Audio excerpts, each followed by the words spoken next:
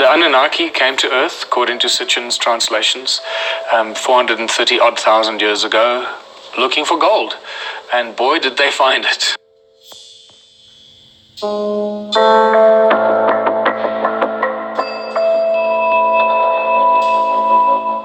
And they were mining gold on a level that we can't even begin to imagine. Enki, the Sumerian entity who was put in charge of the gold mining exercise in the southern hemisphere, in the Abzu, found gold, and that's where he established his gold mining empire. And the translations in the Sumerian tablets tell us over and over and over again that the Anunnaki came here looking for gold. They found it in spectacular amounts, but they needed help to get it out of the ground. And they decided to clone a species that could do the work, to go into the ground and extract the ore and get the gold out of the ground. The DNA, genetic material from Homo erectus was taken and it was blended with the Anunnaki DNA. And there's some amazing references in the Sumerian translations that refer to Southern Africa and the Abzu that he refers to, where the gold was found. Right. And that's why they settled there, and he established the gold mining headquarters there, and that's where the species was cloned. Well, Lloyd Pye, when he was at a conference in the mid-1990s, had someone come up to him and hand him this skull. I held this skull in my hands. It's called the Star Child skull. It's very, very strange. If you notice, there is no bump on the back of the head. It goes down on a very interesting slope angle that's totally different than our skulls. Now, here's a pretty gross-looking thing. This is a forensic reconstruction. Whoa! Of what this guy looks like as you put the jaw back on, which they found, the top of the jaw. You put the facial muscles back on, just like you would do if you found a skull. These guys are real. You can see that when you finish building him, he looks just like an extraterrestrial. I guess the question that would be then, well, okay, if there were these ancient astronauts, as they call them, in our distant past, did they all leave? Or are some of them still here? How do you answer that? Well, it's real simple. You look at, truthfully and clearly, at human history. If, as we're taught in school, we're the product of just a slow evolutionary climb from cavemen to hunter-gatherers to city-states to nations to empires, you know, as we're taught, then that should be our history, and there shouldn't be anything else there. But if you look carefully, you'll find that from the flying boats of the ancient Egyptians to the dragons of the Chinese to the Dogon tribe in Africa that talks about the people come from Sirius, and you talk about the Aborigines in Australia that talk about the gods. You talk about the Aztecs and the Incas that talk about the gods from the sky. And then you bring it right on up to the UFO, to the cattle mutilations, to the crop circles, to the abductions. Somebody's still here. There's recruitments where certain individuals are picked to participate in projects and to be a part of particular agendas. I have an experience myself of being recruited to go off planet in 2006 to join a Mars colony. And so there's specific reasons why certain individuals are picked. And to get to the bottom of it is not the easiest thing because, I mean, you're unraveling a huge mystery. I mean, there's things like quantum access technologies that are used to target individuals.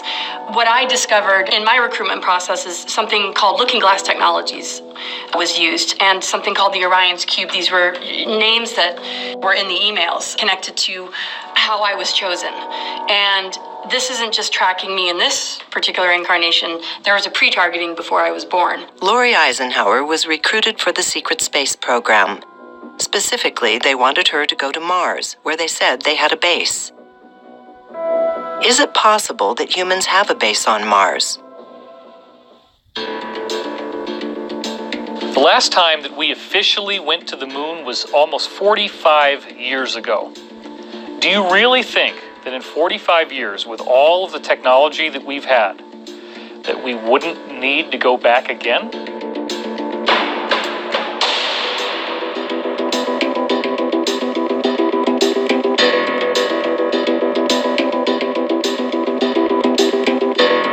Why is it that when the billionaires like Elon Musk and Richard Branson have tried to launch their space probes, that they blow up on the launch pad or they blow up in flight? Is someone preventing us from getting the truth? Is it possible that crashes like we had at Roswell led to reverse-engineered spacecraft that allow for interplanetary travel that is now as easy to do as if you were to drive somewhere from one American city to another?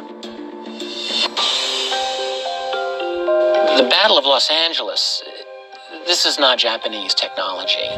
An object was tracked on radar coming toward LA.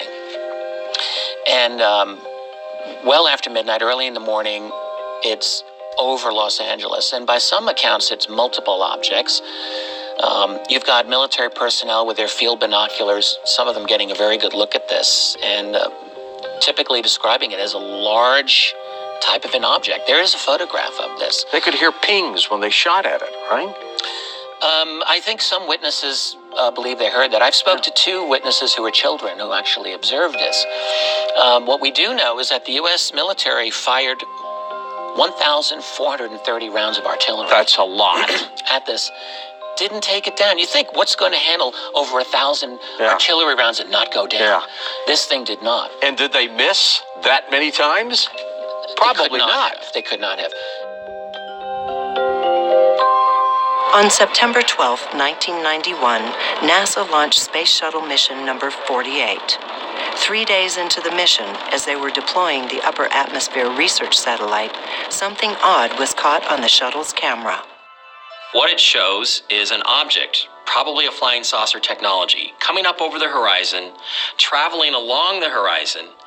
A bright flash goes off, the object is shot at, it actually comes to a complete stop, and then makes a 45-degree angle turn instantaneously, so fast that it basically would generate about 14,000 Gs, which is the equivalent of a 10-story building being dropped on top of you. And then there's a couple of streaks that go by. Clearly the thing is being shot at. And the interesting thing about this that actually kind of supports that is we have a very, very secret CIA base at Alice Springs in Australia, right above the area where this test took place. This has every hallmark of being an effort to shoot down an extraterrestrial piloted vehicle, in which case they would then send in someone like Sergeant Clifford Stone to go and retrieve the wreckage, the debris, and the dead or alive extraterrestrial occupants that were piloting that craft. But it was half out and half in, and I could tell that it was dead.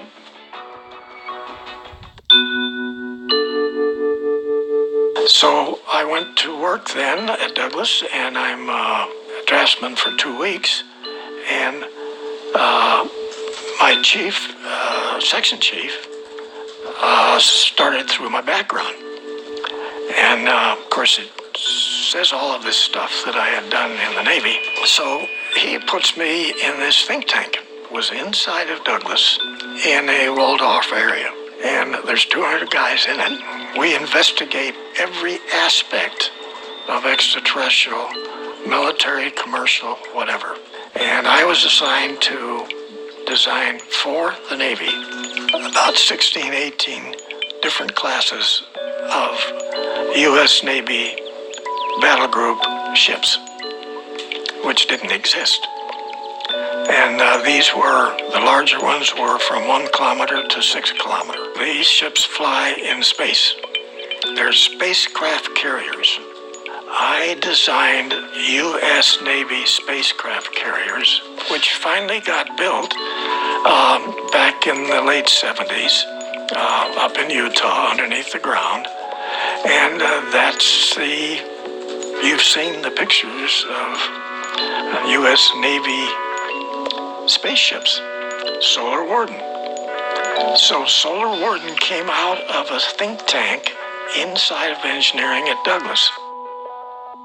We have secret societies creating high technology and very mysterious about where their high technology is coming from. So what happens is the classified world takes these, classifies those technologies, and essentially runs away with them, literally preventing the rest of the world through legal means from developing into those types of technologies. So we're talking forms of electrogravitics, electromagnetic propulsion technologies, gravitational propulsion technologies.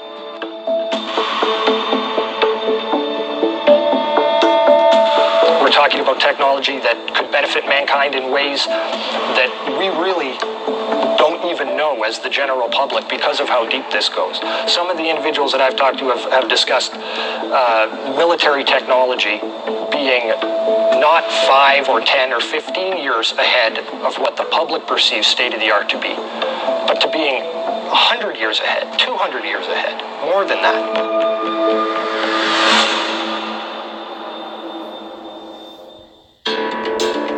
Here on this network, Gaia, we have put together an impressive all-star cast of insiders who have exacting testimony about exactly what has been hidden from us, where this is all going for us as a human race, and the ticking clock that is counting down until the great moment of truth when we will finally know that we are not alone in the universe and that our own military-industrial complex has in fact colonized not just the moon, but Mars, many other moons in our solar system, and in fact, several neighboring star systems as well.